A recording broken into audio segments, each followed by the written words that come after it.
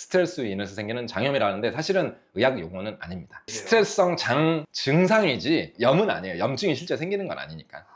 제가 이렇게 자세히 설명드리는 이유가 그냥 운동하세요라고 하면 의지가 안 생겨요. 왜 해야 되는지 모르니까. 정확하게 이런 원리로 운동을 했을 때 스트레스 저항 능력이 좋아지는구나 하는 걸 아시면 운동을 시작하시게 될 겁니다.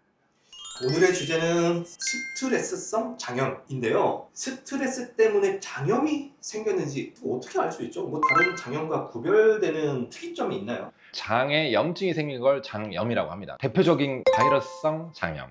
식중독. 네, 그게 가장 경미한 타입이고, 그 다음에 혈변까지 나오는 고열이 나고 설사가 줄줄 나오는 세균성 장염이 있을 거고요. 그 다음에 자가면역성 장염이 있을 수 있겠고, 대표적인 게 이제 염증성 장질환이라고 해서 크론병, 궤양성 대장염, 이런 것들이 이제 우리가 장염이라고 하는데, 또 하나도 있어요. 장에도 피가 공급이 돼야 되니까 혈관 상태가 되게 안 좋은 동맥경화가 심한 분들은 스트레스를 받거나 탈수가 심해지면 피가 잘 못 가니까 허혈성 장염이 또 생겨요. 원인에 따라서 이렇게 여러 가지 진단명을 붙게 되는데, 스트레스성 장염이면 스트레스로 인해서 생기는 장염이라는데 사실은 의학 용어는 아닙니다. 일반 용어입니다. 스트레스성 장 증상이지 염은 아니에요. 염증이 실제 생기는 건 아니니까. 그냥 내가 스트레스 너무 받아. 그래서 배가 아프고 설사하면 스트레스 장염이라고 이제 본인이 스스로 진단하시는 거지, 그렇게. 그런 진단명은 없습니다. 요거를 조금 의학 가이드에 맞춰서 말씀을 드리면, 스트레스 상태로 인해서 장 불편감이 생긴 스트레스 장 질환 증상이라고 볼 수 있을 것 같아요. 그래서 원장님 스트레스 안 받으시나요? 엄청 많이 받죠. 어떻게 피합니까 스트레스를? 스트레스는 못 피해요. 스트레스의 면역을 만들어야죠. 스트레스 관련된 저항력을 키워야죠. 그렇죠. 스트레스를 어차피 우리 현대인은 못 피합니다. 그렇죠. 절대 못 피해요. 이 스트레스를 견디면서 면역력을 증가할 수 있는 방법 몇 가지 말씀해 주시죠. 네. 원리를 좀 이해하셔야 될 것 같아요. 스트레스를 받으면 왜 증상이 생길까를 좀 생각을 해보시면, 몸이라는 게 이 심장이 박동을 하고요. 이렇게 지금 움직이고 있는데 내가 의지로 하는 거 아니잖아요. 그죠? 저절로 뛰고 있죠. 호흡하는 거, 물론 의지는 좀 들어가지만 무의식 중에도 숨을 쉬고 있잖아요. 호흡을 조절하는 것도 장이 움직이고 있죠. 밥을 먹으면 알아서 내려가고 지가 뽀글뽀글 해서 변으로 나오죠. 이 장 운동이 되는 건데, 장 운동 누가 해주고 있는 거예요? 저절로 되는 거잖아요, 그냥. 그럼 이거를 조절하는 신경을 뭐라고 하냐면 자율신경이라고 해요.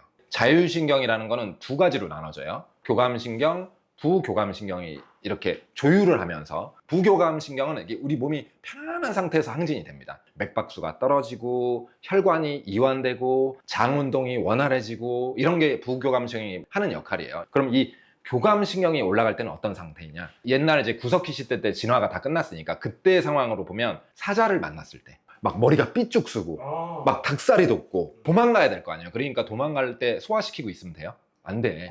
그때는 근육으로 다 피를 다 보내가지고 전력 질주로 도망갈 수 있는 상태를 만들어줘야 돼요. 그게 교감신경이 항진된 상태예요. 스트레스를 받는 상태. 자, 생각을 해봅시다. 피가 다 근육으로만, 사지 근육으로만 갔어. 소화 안 될 거 아니에요. 왜? 장이 움직일 시간이 없어, 그때는. 근데 현대에는 문제가 뭐냐면, 사자는 없어졌는데 회사 상사, 선생님, 대학 시험, 중학교 시험, 뭐 이런 것들이 사자예요. 그때는 그게 해결되면 그냥 평안한 상태로 다시 돌아갔는데, 현대는 그게 안 되는 거예요. 생각을 해보세요. 이게 계속 높아져 있는 상태로 산다고 생각해봐요. 심장박동이 계속 올라가 있고, 혈관은 수축하니까 혈압이 올라가 있고, 소화 쪽으로는 피가 안 가니까 소화 운동은 안 되고 있고, 이러니까 굉장히 다양한 증상이 생기는 거예요. 어떤 사람은 두통으로 나타나고, 어떤 분은 가슴이 흉부가 막 조이듯이 답답하고 혈압이 올라가니까, 그리고 어떤 분들은 소화가 맨날 안 되고 답답하고 팽만감이 있고, 이런 것들을 우리가 스트레스 증후군이라고 하는 거예요. 그런데 사람마다 체질마다 좀 다르지만, 어떤 분들은 여기로 나타나고 어떤 분들은 여기로 나타나는데, 특히 여기로 많이 나타나는 사람들이 스트레스 장염이라고 표현을 하시는 거지. 그러면 결국은 스트레스를 완화시키는 게 제일 중요하겠죠. 근데 불가능해요. 약물의 도움을 좀 어느 정도 받는 거고, 신경안정제라는 것도 장기간 쓰면 다른 부작용이 생겨요. 의존성이 생기고 졸음이라든가 어지럼증이라든가 약 자체의 부작용이 있단 말이에요. 스트레스의 저항 능력이라고 하는데, 이 저항 능력을 올리는 건 운동밖에 없습니다. 우리 스트레스 받으면 맥박이 많이 올라간다고 했죠.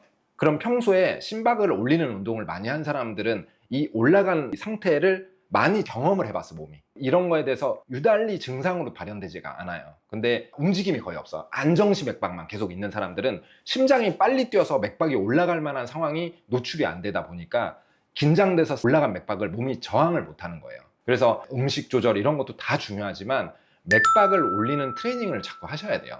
그렇게 해서 스트레스 저항 지수를 많이 낮추실 수가 있습니다. 그 나머지 얘기들은 뭐 많이 들어보셨잖아요. 명상하고 좋은 거 먹고 하는 거 잘 쉬고 수면은 제일 중요합니다. 수면은 근데 스트레스 받으면 수면이 잘 안 되니까. 맞아요. 그래서 우리가 의지로 할 수 있는 부분을 생각을 하셔야 되는데 의지를 강하게 먹겠어 이런 걸로 안 돼요. 몸을 움직이셔야 됩니다. 그리고 맥박을 올리는 트레이닝을 하시고 처음에 체력이 없기 때문에 빨리 걷기 정도 시작을 하셔서 점진적으로 맥박수를 올리는 트레이닝을 하신다고 하면 스트레스에 반응하는 정도가 분명히 이전보다 나아지는 경험을 하시게 될 수 있습니다.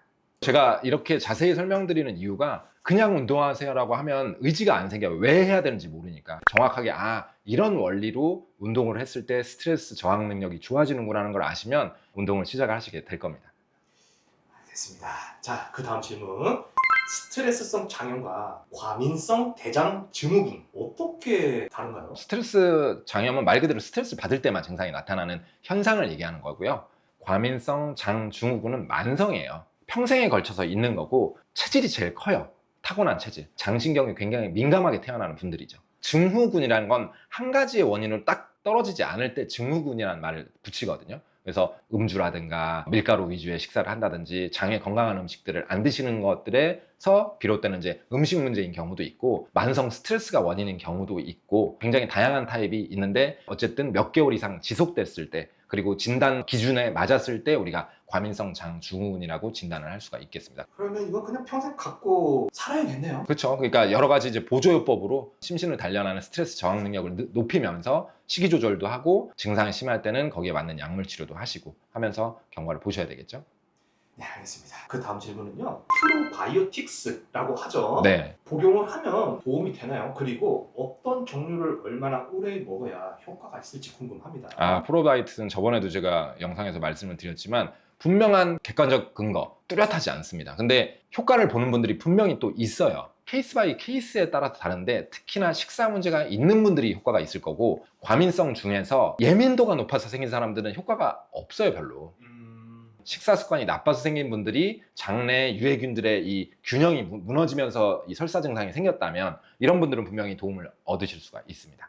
그리고 기본적으로 산불 나서 산이 쫙 벗겨졌어. 민둥산이 됐어. 이걸 다시 회복시키려면 시간이 무지하게 오래 걸리죠. 장내 유해균이 총이 비율이 다시 원상복귀 되는데 수개월 이상 걸립니다. 그리고 꾸준한 게 사실 제일 중요합니다. 장 환경이 완전히 변할 때까지 수개월에서 수년이 걸리기 때문에 굉장히 장기간 꾸준히 복용하시는 게 되게 중요하겠습니다. 자, 그러면 이제 궁금한 게 우리 이제 시중에 뭐 유산균, 프로바이오틱스 제품이 정말 많아요. 네. 성분명 있잖아요. 보면 뭐 비피도, 박테리움 뭐 이런 식으로 많아요. 네네네. 어떤 계열이 좀 효과적일까요? 그 증상에 따라 조금씩 다를 수 있는데 그 유행하는 내용들을 이제 따라가다 보면 계속 바뀌어요. 그래서 비피도 바이러스는 기본적으로 이제 유산균이라고 해서 김치라든가 요구르트에 많이 들어있는 거고요. 이건 가장 기본적인 이제 유익균 중에 하나고요. 장내 유해균이 증식하는 걸 억제해줘요. 균총이 좀 여러 가지가 복합되어 있는 게 좋아요. 단일화하는 것보다는. 그래서 비피도 박테리움이 들어있으면서 그 외에 락토바실러스라든가 이런 것들이 같이 포함된 종류를 선택을 하시면 되겠고 유통 과정이라든가 생산 과정이 좀 명확한 곳을 선택하시는 게 이제 추천드리겠습니다. 네, 그럼 정리하자면 비피도 박테리움 플러스 락토바실러스가 같이 다양한 종류 플러스 알파로 네. 그리고 조금 검증된 뭐 대기업 제품 뭐 이런 거 구매하면 되겠네요. 네. 네, 알겠습니다. 오늘 이렇게 마무리를 하고요. 이 영상 좀 도움이 많이들 되셨으면 좋겠습니다.